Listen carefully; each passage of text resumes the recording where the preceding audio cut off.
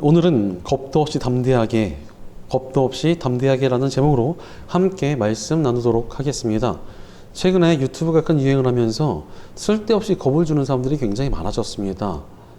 평범한 영상을 올려봐야 사람들이 별로 관심을 두지 않으니까 자극적인 제목이나 내용으로 사람들을 흔들어 놓는 것입니다. 예를 들어서 시사나 정치 유튜브를 보면은 이미 세상이 망하기 직전인 것처럼 겁을 줍니다. 건강 유튜브 같은 것들도 보면은 어서 서두르지 않으면 큰 병을 얻거나 건강이 크게 상하기 직전인 것처럼 느껴지게 만들어서 불안감을 조성하기도 합니다. 이런저런 불안을 조성하는 미디어들이 너무나 많아지면서 현대인들에게는 다들 불안한 마음이 좀 심겨져 있는 것처럼 보입니다. 미래에 대한 불안, 건강에 대한 염려, 각종 범죄나 사고에 대한 두려움들이 우리를 겁에 질리게 만들고 있습니다. 하지만 과도하게 불안과 두려움을 갖게 되는 것은 정신적으로 건강한 일이 아니라고 할 수 있습니다.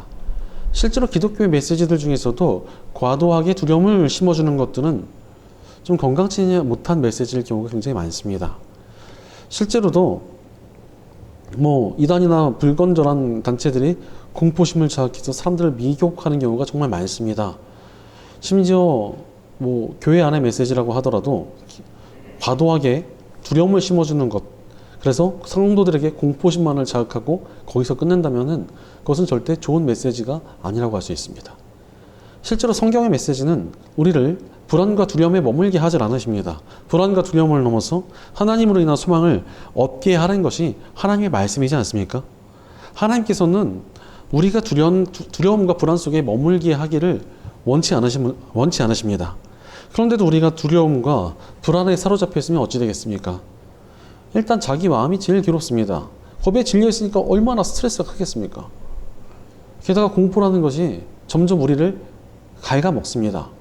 처음에는 조금만 두려웠는데 나중에 날이 갈수록 점점 더 많은 것이 두려워지고, 그러다가는 이제 아예 모든 것이 두려워지는 지경에까지 이르게 되는 것입니다. 예를 들어서 걱정도 두려움의 일종이지 않습니까? 이런 걱정병에 걸리신 분들은 처음에는 그나마 합리적인 것을 걱정합니다. 나중에는 정말 말도 안 되는 것까지 걱정하게 되는 것을 보게 됩니다.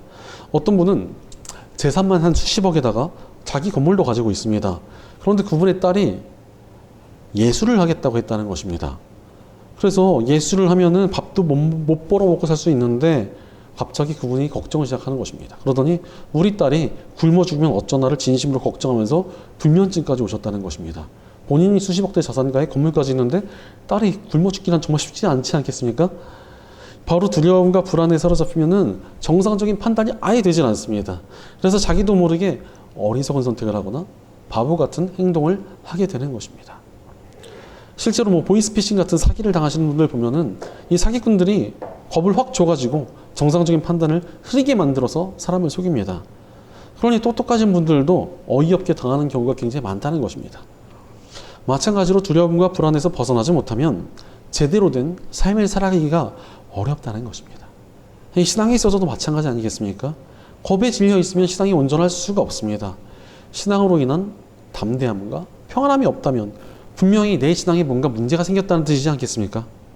그러니 점차 자기가 가지고 있는 신앙에 연약함이 드러나게 됩니다. 그래서 불건전한 신앙에 빠지는 분들도 굉장히 많습니다. 너무나 겁에 질려 있으니까 이단이나 불건전한 단체의 표적이 되기 십상이기 때문입니다. 이런 불안함 때문에 신앙도 삶도 망가지는 사람들이 굉장히 많습니다. 점점 모든 것이 불안해지고 하나님과의 관계도, 하나님께 나아가는 것도 두려워지며 다른 사람들과 관계 맺는 것도 항상 겁에 질려 있고 항상 조마조마한 마음으로 살아가게 됩니다. 이렇게 과도한 불안과 두려움에 사로잡히게 되는 이유가 무엇입니까? 우리 크리스천들이 과도하게 겁에 질리는 너무나 명확한 이유가 있습니다. 바로 하나님에 대한 신뢰가 무너져 있기 때문입니다. 하나님을 온전히 신뢰하고 있지 않으니까 이 두려움과 불안을 막아낼 수 있는 방법이 없는 것입니다. 하나님의 선하심도, 그분의 위대하심도, 그분을 믿을 때 나타나는 믿음의 능력도, 말씀의 힘도 아무것도 신뢰하지 않고 있으니까 두려움과 불안에 너무나도 쉽게 빠져버리는 것입니다. 그러니 우리가 어떻게 해야 되겠습니까? 하나님을 향한 신뢰를 회복해야 합니다. 그때 우리가 불안과 두려움을 극복할 수 있습니다. 실제로 성경을 보면은 하나님께 온전히 쓰임받았던 사람들의 특징이 있습니다. 담대한 용기를 가지고 있었습니다. 믿음의 영웅들은 하나님을 신뢰하며 담대한 용기를 가지고 믿음의 도전을 향해 나아갔습니다.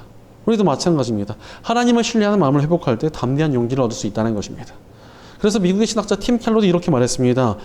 주님의 지혜와 뜻을 신뢰하면 눈앞의 상황과 무관하게 평안을 누릴 수 있다.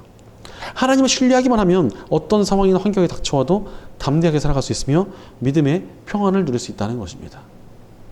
바로 하나님을 굳게 신뢰하고 있는 사람들에게 나타나는 뚜렷한 특징은 담대함과 평안입니다. 그러니 두려움과 불안이 나를 괴롭히고 세상에 닥쳐오는 어려움들의 겁에 질려있는 나를 발견했다면 내 안에 하나님을 향한 신뢰를 회복해야 합니다. 그때 우리가 하나님 안에서 담대한 믿음을 가지게 될 것입니다. 오늘 우리가 살펴보고 있는 데살로니가 교회의 사람들도 두려움과 불안에 빠져 있었습니다.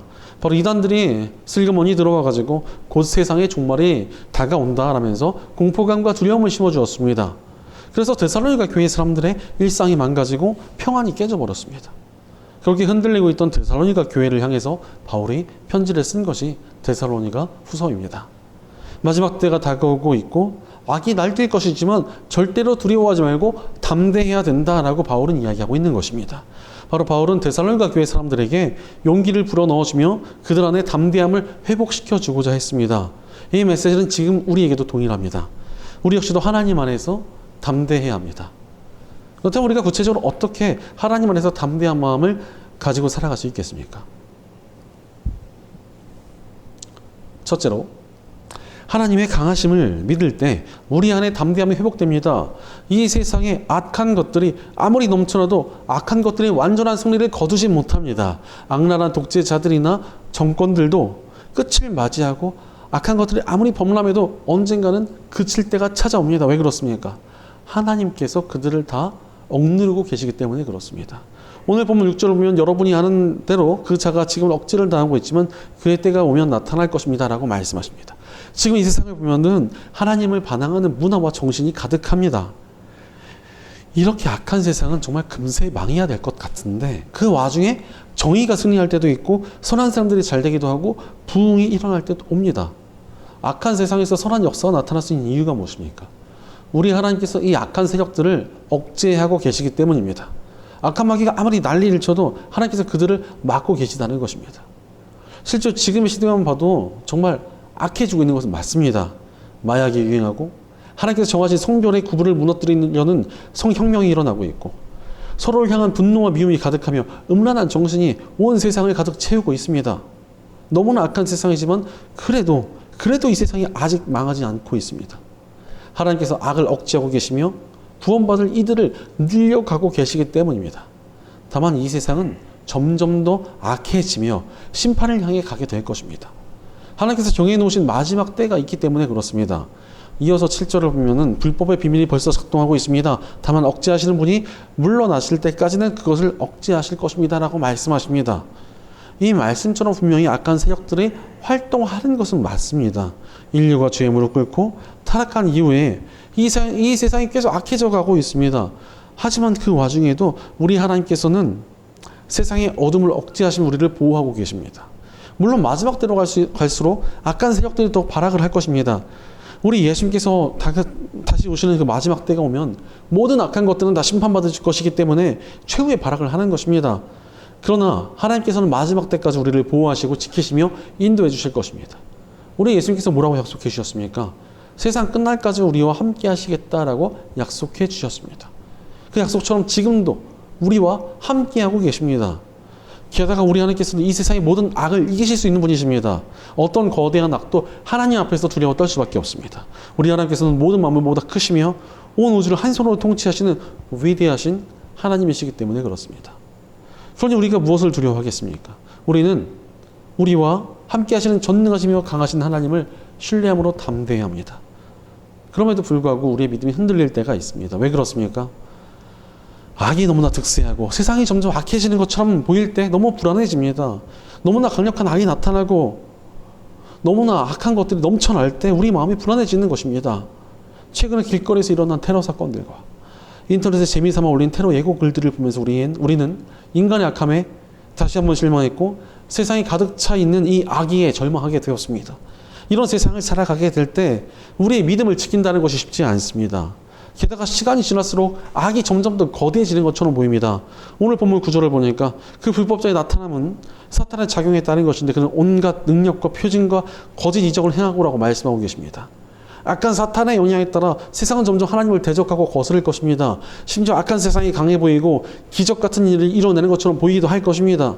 실제로 이 시대를 가득 채우고 있는 악한 정신들을 과연 이겨낼 수 있을까 싶을 정도로 악은 점점 몸집을 불려가고 있습니다. 하지만 그래도 우리가 끝까지 믿음을 지키며 두려워하지 않아도 되는 이유가 있습니다. 오늘 본문 8절을 보면 그때 불법자가 나타날 터인데 주 예수께서 그 입김으로 그를 죽이실 것이고 하나님께 억제당하던 악한 존재들이 입김으로 그를 죽이실 것이고 그 오시는 광채로 그를 명하실 것입니다 라고 말씀하십니다. 마지막 때 하나님께 억제당하던 존재들이 살짝 풀려나자마자 무슨 일이 벌어집니까? 예수님께서 오셔서 입김으로 그들을 죽이시고 주의 빛으로 그들을 멸하신다는 것입니다. 우리 예수님께서 별로 힘도 안 들이시고 승리를 거두신다는 것입니다. 악한 존재들은 최후의 발버둥도 제대로 치지 못한 채 우리 주님께 패배하게 될 것입니다. 이것이 앞으로 정해진 세상의 역사입니다. 우리 하나님께서 악을 멸하시는 일은 너무나도 쉬운 일입니다. 아무리 악한 것들이 거대해지고 세상에 가진 악의가 몸집을 불려도 우리 하나님께 상대조차 되지는 않습니다. 그러니 우리가 무엇을 두려워하겠습니까? 제가 중학생 때 길을 가다가 어떤 집 마당에 커다란 맹견이 묶여있는 것을 보았습니다. 또 그 집 대문이 열려 있었습니다. 그런데 저와 제 친구들이 지나가자 그 맹견이 크게 짖겠습니다. 막 왕왕 이러면서 짖는데 소리가 얼마나 크던지 정말 귀가 먹먹할 정도였습니다. 거의 목줄을 끊어버릴 듯이 난리를 치면서 덤벼들려고 했습니다. 사람 몸보다 더 큰 맹견이 발버둥을 치니까 아직 어린 중학생 입장에서는 굉장히 두려웠습니다. 그런데 그때 그 집 아주머니가 현관문을 살짝 열더니 그렇게 크지 않은 목소리로 가만히 있어 이렇게 말씀하시니까 그렇게 무섭게 짖던 강아지가 바로 낑 거리면서 쭈그려 앉았습니다. 하나님 앞에서 발악하던 악한 마귀의 모습이 그럴 것입니다. 아무리 악한 것들이 세력을 얻고 몸부림쳐도 하나님의 명령 한마디 무너지고 멸망당하는 것이 정해진 결말입니다. 우리 하나님 어떤 분이신 줄 아십니까? 어떤 분들은 하나님에 대해서 착각합니다. 하나님의 대적이 악한 마귀나 사탄이라고 생각합니다. 그러나 악한 마귀가 대적할 수 있는 것은 하나님께서 지으신 천사 정도입니다. 악한 마귀는 하나님께 정면으로 도전하는 것조차 불가능한 존재입니다. 그 누구도 대적할 수 없을 만큼 하나님께서 너무나 압도적인 분이시기 때문에 그렇습니다. 유치원 싸움에 성인 헤비급 격투기 선수가 끼어들면 상대가 되겠습니까? 그보다 더 차이가 나는 것이 우리 위대한 하나님의 존재입니다. 그러니 우리가 무엇을 두려워하겠습니까? 우리는 담대해야 됩니다. 무엇보다도 위대하신 하나님께 주신 복음은 우리를 더욱 담대하게 만들어 주십니다. 온 세상을 창조하시고 다스리시는 가장 강하신 하나님께서 우리를 너무나 사랑하셔서 이 땅에 오셨다는 것 아닙니까? 게다가 그분이 우리를 구하시려고 목숨을 바쳐서 죽기까지 하셨습니다. 온 우주에서 가장 위대하신 하나님께서 우리를 정말 죽도록 사랑하시는데 우리가 무엇을 두려워하겠습니까? 게다가 복음을 통해 우리를 자녀 삼아 주시지 않으셨습니까? 그러니 위대하신 하나님의 자녀에게 대체 무엇이 두렵겠습니까? 두려워할 이유가 하나도 없습니다. 우리는 위대하신 하나님의 자녀답게 당당하고 담대하게 살아가야 합니다. 그렇게 강하신 하나님을 신뢰하며 살아갈 때 우리 안에 용기가 회복되게 되어 있습니다. 지금도 우리와 함께 하신 예수님 앞에서 매섭도록 거친 파도와 바람도 길에 든 강아지처럼 잠잠해지지 않았습니까? 지금도 하나님께서 우리와 동행하십니다. 우리가 무엇을 두려워하겠습니까? 우리는 우리와 동행하시는 강하신 주님을 신뢰하며 담대해야 합니다. 악하고 어두운 세상 속에서도 강하신 하나님으로 말미암아 용기를 얻어 담대히 삶을 살아가는 믿음의 사람들로 세워지는 저와 여러분 되시기를 간절히 축원합니다. 둘째로 진리의 능력을 믿을 때 우리 안에 담대함이 회복됩니다. 이 어둡고 혼탁한 세상 가운데 우리가 물들지 않으며 하나님을 신뢰하고 서 있으려면 무엇을 붙들어야 되겠습니까? 진리를 붙들고 있어야 합니다. 사실 이 시대가 악해지는 이유가 무엇입니까? 엄청나게 많은 비진리가 쏟아져 나오고 있습니다. 하나님의 진리를 거스르는 수많은 악한 세상과 정신들이 이 시대를 가득 채우고 있습니다. 악한 마귀는 하나님의 진리를 거스르는 방법으로 이 세상의 정신을 타락시키고 있습니다. 그러다 보니 크리스천들이 비진리에 미혹되는 경우도 종종 생깁니다. 하나님을 믿는다면서 하나님의 진리를 거스르는 일을 하기 위해 애를 씁니다. 자신의 이득을 위해서 하나님께서 바라시는 이 선한 길을 거부하기도 합니다. 예수님 믿는다면서 온갖 분열을 일으키는 사람들도 있습니다. 하나님께서 싫어하시는 일을 하면서 악한 세상에서 물들어가지고 살아가고 있는 것입니다. 아니 근데 이런 사람이 하나님께 보호받을 자격이나 있는 것입니까? 오히려 하나님께서 비진리로 가득한 이 악한 세상을 심판하실 때 함께 책망받지 않겠습니까? 오늘 보면 10절을 보니까 또 온갖 불의한 속임수로 멸망받을 자들을 속일 것입니다. 그것은 멸망받을 자들이 자기를 구하여 줄 진리에 대한 사랑을 받아들이지 않기 때문입니다. 라고 말씀하십니다. 사실 교회 안에서도 믿음이 있다고 착각하는 사람들이 굉장히 많습니다. 교회는 나오고 예배는 드리니까 나는 구원받은 크리스천이야 이렇게 생각하는 것입니다. 하지만 오늘 말씀 명확하게 구원받는 자와 심판받는 자가 나뉜다고 말씀하십니다. 하나님의 진리를 사랑하지 않는 사람들은 심판의 길로 향하고 있다는 것입니다. 하나님의 진리를 거부하고 세상의 진리를 따르는 이들은 이름은 크리스천일지 모르나 교회 안에 불신자일 수 있습니다.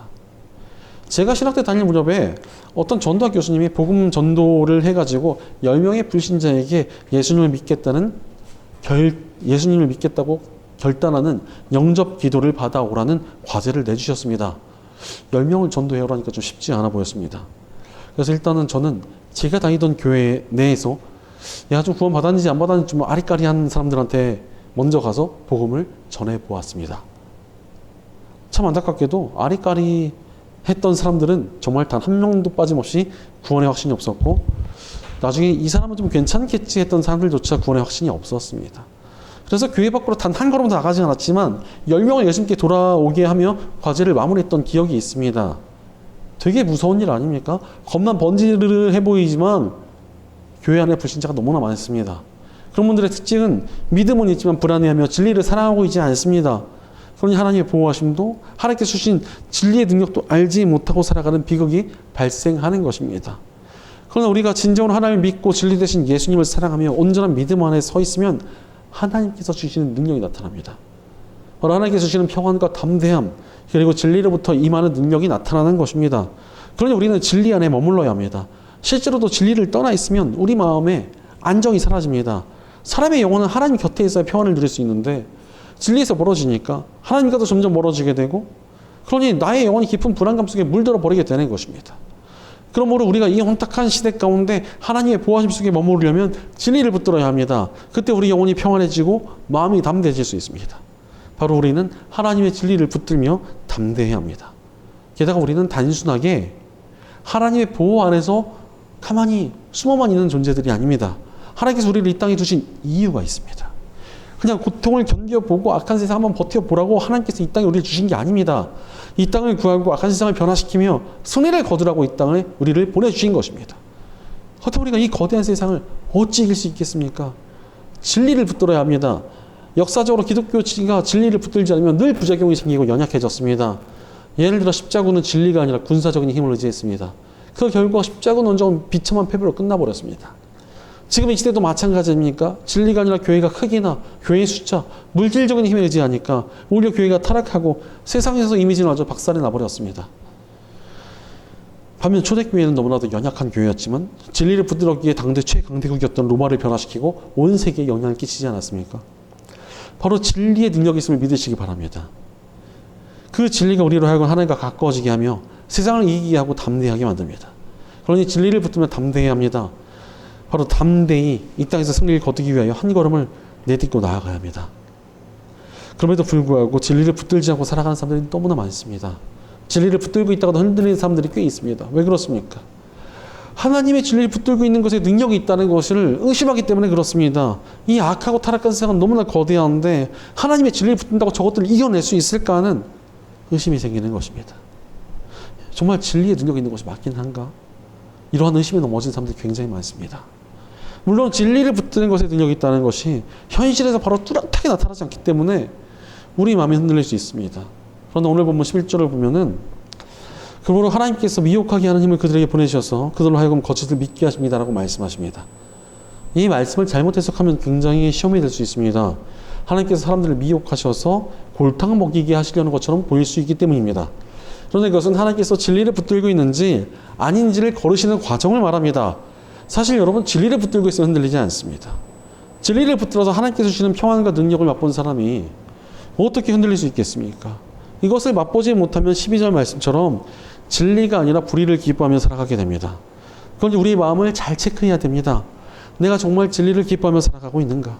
세상의 정신과 가치보다 하나님의 진리를 사랑하며 살아가고 있는가를 확실히 체크해 봐야 된다는 것입니다. 내 안에 하나님의 진리를 향한 기쁨과 사랑이 없다면 속히 하나님께 돌이켜야 됩니다. 내가 정말 구원받을 만한 믿음이 있는가를 살펴 그리스도의 십자가 앞에 무릎 꿇어야 된다는 것입니다. 또한 나의 믿음이 어딘가 망가져 있는지 아닌지 철저히 살펴서 온전한 믿음으로 회복되어져야 하는 것입니다. 이 모든 과정은 진리 대신 우리 예수님과 그분의 말씀을 굳건히 붙잡는 것에 있습니다. 예수님의 진리에 우리를 구원케 하며 온전케 하는 능력이 있기 때문입니다. 실제로 오늘 말씀 8절 보니까 예수님께서 세상의 악을 어떻게 이기십니까? 입의 힘, 진리의 말씀으로 선포하시니까 악이 멸망합니다. 바로 이 약한 세상 속에서 담대히 살아가고 승리하기 위해선 진리를 붙들어야 됩니다. 예수님께서 진리의 말씀을 꾸짖으시니까 악한 마귀들이 쫓겨나고 막 도망갔습니다. 마찬가지로 우리도 진리의 말씀 붙들고 그 말씀을 강력히 선포하며 기도하면 악한 마귀가 쌓아놓은 굴레들이 다 무너지게 되어 있습니다. 우리는 뉴스 보면서 악한 것들을 보고 막 두려워하거나 걱정만 하고 있으면 안 됩니다. 어떤 심각한 악한 일을 보아도 그것에 겁에 질려서 떨고 있으면 안 됩니다. 이 세상을 타락시키고 있는 악을 진리 대신 예수 그리스도의 이름으로 쫓아내기 위해서 강력하게 기도해야 될 책임이 있기 때문입니다. 실제로 우리는 복음 안에서 하나님의 자녀가 되었습니다. 하나님의 마다하신 예수님처럼 우리도 자녀가 된 것입니다. 그러니 우리에게도 예수님과 같은 권세가 주어졌습니다. 예수님께서 진리의 말씀을 선포하시면 악한 마귀의 견고한 이 다 무너져 버렸습니다. 우리도 그분을 따라 진리의 말씀으로 선포하며 기도하면 이 세상의 악이 무너지게 되어 있습니다. 이 능력은 진리를 붙든 하나님의 백성들에게 나타나게 되어 있습니다. 게다가 우리는 자녀이기에 하나님의 뜻대로 이 세상을 구하기 위해 기도하고 말씀을 선포해야 될 책임을 가지고 있습니다. 주님께서 악한 것들을 억제하셨듯이 우리가 기도할 때 또 악한 것들이 무너질 것이기 때문에 그렇습니다. 바로 우리 하나님께서는 우리가 이 세상을 이길 능력을 주셨습니다. 그 능력은 하나님의 진리를 붙들 때 나타나게 됩니다. 진리가 우리를 평안케 하고 용기 있게 만들며 세상을 이기게 하기 때문에 그렇습니다. 그러니 우리는 진리의 말씀 붙들고 담대해야 됩니다. 진리의 말씀을 굳게 붙들고 이 세상을 변화시키기 위한 담대한 기도를 입술에 담아야 됩니다. 말씀 붙들고 기도하는 담대함으로 이 세상에 채고 있는 악에 도전하며 믿음으로 승리를 향해 나아가시기 바랍니다. 하나님께서 진리의 말씀을 이미 우리에게 주셨고 진리의 말씀을 따라 기도할 수 있는 입술도 주셨습니다. 또한 우리가 진리를 붙들고 세상의 악과 싸우면 하나님께서 우리와 싸워주십니다. 그러니 우리가 무엇을 두려워하겠습니까? 하나님께서 우리가 진리로 승리하도록 이 땅에 우리를 주셨다는 것을 기억하시기 바랍니다. 하나님께서 이미 승리를 우리에게 예배해 주셨습니다. 그러니 우리가 무엇을 두려워하겠습니까? 진리를 붙들고 승리를 바라보며 담대해야 합니다. 악하고 어두운 세상 속에서도 진리로 승리하실 예수님으로 말미암아 용기를 얻어 담대히 승리를 향해 나아가는 믿음의 사람들로 세워지는 저와 여러분 되시기를 간절히 축원합니다. 사랑하는 여러분, 담대한 마음으로 살아가고 계십니까? 하나님께서 우리를 보호하시고 강력한 무기인 진리의 말씀을 주셨는데 우리가 무엇을 두려워하겠습니까? 이미 예수님께서 승리를 약속하셨는데 더 이상 우리에게 두려워할 것이 아무것도 없습니다. 성령 하나님께서 지금도 우리와 함께 하시면 우리에게 능력 주시는데 그 무엇도 두려워할 것이 없다는 것입니다.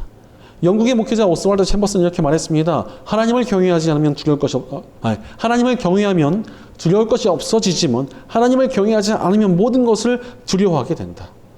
내 안에 두려움과 불안이 찾아왔다면 우리 안에 하나님을 향한 경외감, 그분과의 관계, 그분에 대한 신뢰가 흔들렸다는 증거입니다. 그러니 우리는 언제나 항상 하나님을 경외하며 담대해야 합니다. 담대함이 우리의 믿음이 단단하다는 증거이며 우리가 진리 안에 서 있다는 증명입니다. 그러니 우리는 단단한 믿음 안에서 겁도 없이 담대하게 이 세상을 살아가며 승리를 향해 나아가야 합니다. 이것이 크리스천들이 이 어두운 세상을 살아가는 삶의 태도입니다. 그러니 용기 있게 이 땅을 살아갈 사람이 누구입니까? 하나님을 경외하며 붙드는 저와 여러분입니다. 하나님의 보호하심 속에 평안을 누릴 사람은 누구입니까? 하나님을 신뢰하며 그분을 의지하는 저와 여러분입니다. 이 약한 세상을 극복하고 승리를 거둘 사람은 누구입니까? 진리를 붙들고 세상에 맞서는 저와 여러분입니다. 혼탁한 이 시대 가운데 영혼을 구하고 교회를 회복하며 온 열방을 구하는 일에 쓰임받을 사람은 누구입니까? 하나님을 신뢰하며 진리를 붙들고 나아가는 저와 여러분입니다. 악하고 어두운 세상 속에서도 강하신 우리 하나님을 경외하며 진리의 말씀 붙들고 담대하게 세상에 맞서며 믿음의 승리를 거두는 저와 여러분 되시기를 주의 이름으로 간절히 축원합니다. 기도하겠습니다. 우리를 구하시고 보호하시며 능력 주시는 하나님 감사합니다. 강하신 하나님께서 우리를 보호하시는데도 우리가 세상의 악함과 세상이 주는 두려움에 겁먹지는 않았는지 스스로를 돌이켜봅니다. 그러나 주님, 이제 우리가 주님을 신뢰하며 담대하게 살아가기 원합니다. 늘 진리 안에 거하며 담대히 살아가게 하옵소서. 언제나 주님 안에서 담대한 마음으로 살아가며 믿음의 싸움을 싸워 세상 가운데 승리하게 하옵소서. 진리로 승리하는 우리가 되도록 늘 우리를 믿음 안에 붙들어 주시옵소서. 우리 공동체 가운데 함께 해주셔서 우리가 함께 주님을 신뢰하며 함께 진리 붙들고 싸우며 믿음으로 함께 승리하게 하옵소서. 언제나 우리와 동행하시며 승리해 주시는 우리 주 예수님의 이름으로 기도드립니다. 아멘.